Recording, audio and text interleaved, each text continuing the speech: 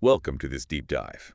Today we're tackling quiet quitting. Right. It's a term that's been getting a lot of buzz, hasn't it? Quiet quitting. Almost sounds It contradictory. does a bit, yeah, like a silent protest. Exactly.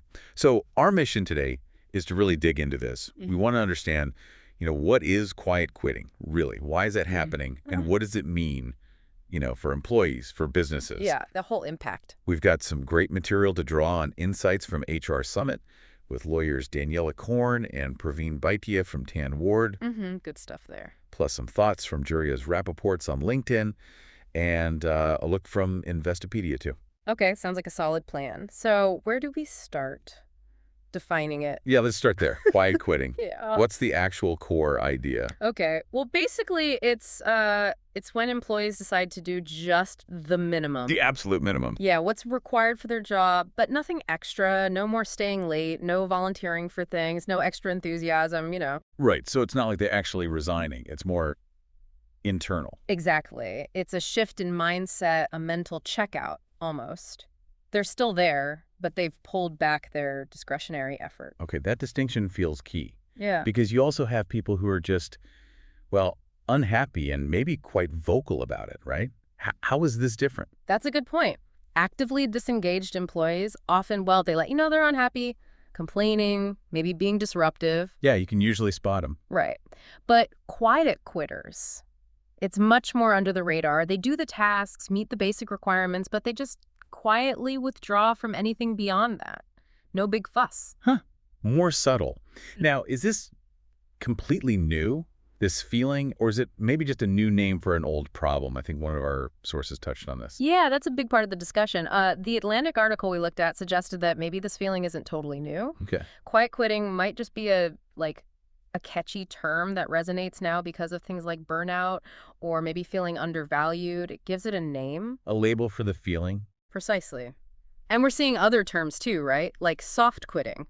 Yes, I saw that. And resenteeism is another related one, which is slightly different. Again, that's more like staying in a job you resent, maybe even subtly working against it. So quiet quitting is more about passive withdrawal. Resenteeism is more actively negative while staying. Kind of, yeah. So while worker dissatisfaction isn't new, this specific quiet quitting framing feels very current. Okay, that makes sense. So the name might be new, but the feelings could be long-standing.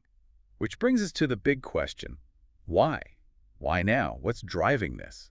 Well, there seem to be a few key things fueling it. Burnout is definitely a major one. Can imagine. Increased workloads, those blurred lines between work and home, especially, after the pandemic started. It just left a lot of people feeling completely drained. Yeah, that always-on culture. It really grinds you down after a while. What else? There's also this big reevaluation of priorities happening. People are thinking more about work-life balance, personal well-being.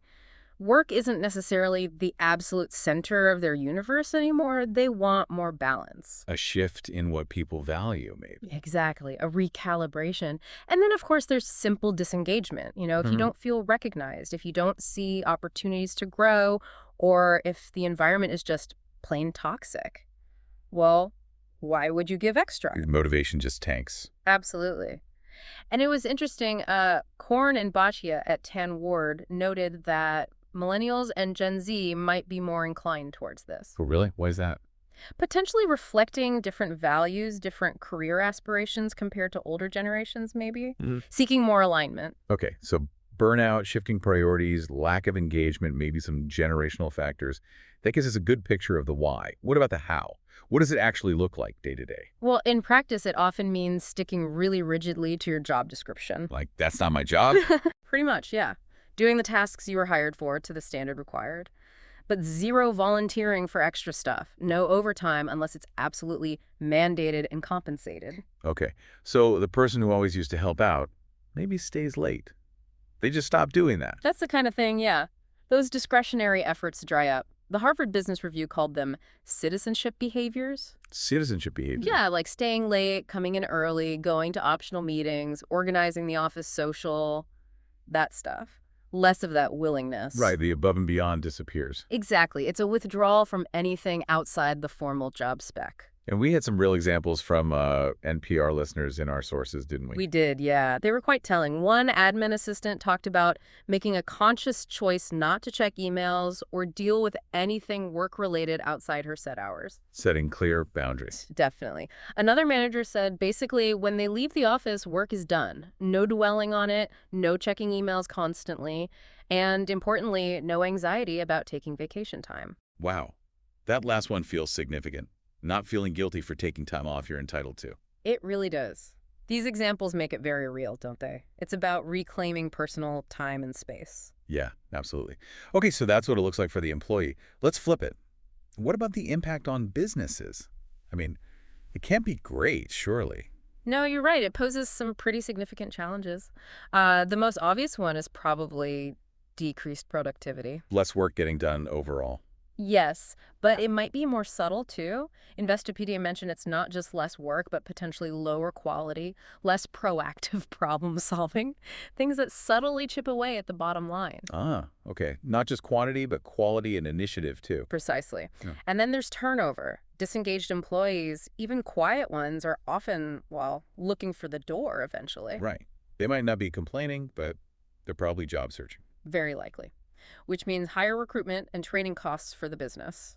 It's disruptive. And what about the general atmosphere, the culture? That takes a hit too. If a chunk of the workforce is disengaged, it can really dampen morale for everyone. And innovation might suffer if people aren't invested enough to share new ideas. Yeah, you need that discretionary effort for innovation often. You really do. And Korn and Bhatia highlighted another challenge for employers. What was that? Just how hard it is to detect sometimes.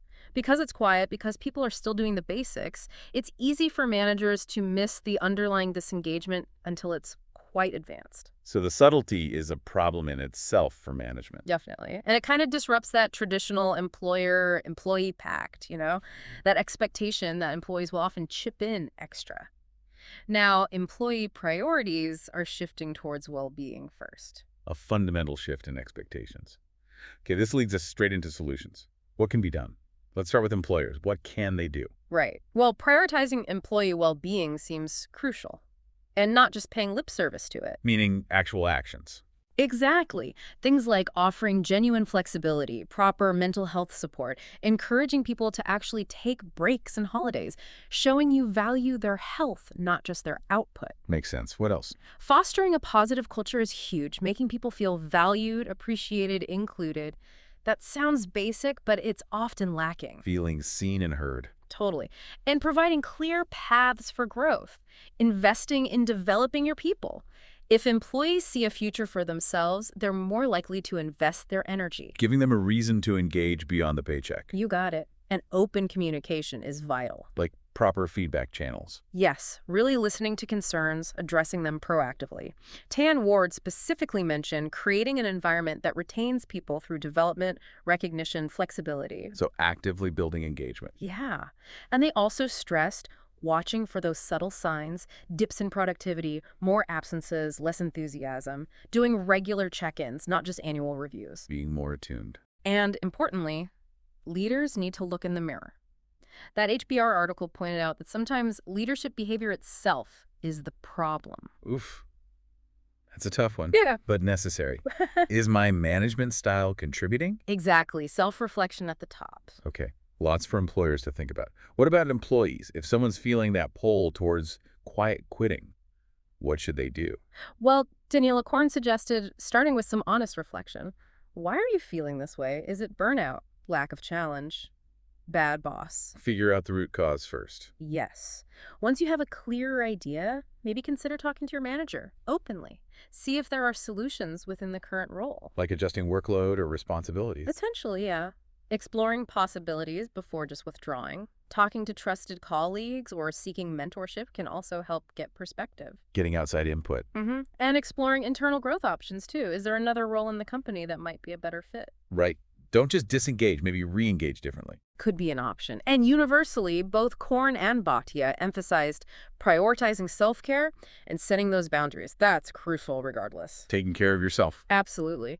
And Praveen Bhatia added, if the current role really isn't right long-term, then yeah, start looking at external options that align better with your goals. So it's about exploring all avenues, internal fixes, self-care, and potentially moving on if needed, being proactive. That sums it up well. Okay, now the big question we hinted at, how widespread is this? Are we talking a small fringe thing, or is it really significant? Well, the Gallup data from 22 and 23 was pretty eye-opening. What is saying? It suggested something like 59% of the global workforce might fall into this quiet quitter category. Wow, nearly 60% globally. Yeah, and in the US, it was at least 50%, maybe even higher for people under 35. That's a huge number of people just doing the minimum. It is substantial. But Yeah. as we mentioned, there's that counter-argument. Right, the Derek Thompson point in The Atlantic. Exactly. He basically argued, look, have engagement levels really changed that dramatically over the last 20 years? Or is this just a new viral term for a level of disengagement that's kind of always been there? So maybe the numbers aren't a sudden spike, just newly labeled. That's the gist of his argument. It's possible it's more about the label catching fire than a massive underlying shift in behavior compared to, say, 15 years ago. Okay, so whether it's brand new or a renamed older issue, Yeah, the bottom line is a lot of people aren't fully engaged at work. precisely. And that is the core issue that needs attention, regardless of what we call it. It signals widespread dissatisfaction that employers really need to grapple with. Yeah. Okay, so let's try and wrap this up. Quiet quitting. Mm. It's clearly a complex thing. It seems to reflect these big shifts in how people see work, right? Mhm. Driven by burnout, the search for better balance. Definitely. That seems to be at the heart of it. And yeah, it causes headaches for businesses, productivity, morale. But maybe also an opportunity. I think so. A chance for companies to actually stop, listen, look at their culture and think, how can we make this a place where people want to engage? Build something more supportive. A catalyst for positive change, potentially. Could be. Which leads nicely to our final thought for you, the listener. Thinking about everything we've discussed today, what bigger shifts might we see in how we all relate to work in the next few years? Both us as individuals and how organizations are structured. Yeah, it feels like this is part of a larger evolution, doesn't it? It really does. This deep dive covered these sources, but there's so much more to think about here. For sure. It's definitely a topic worth keeping an eye on and reflecting on, what it means for you and the future of work generally.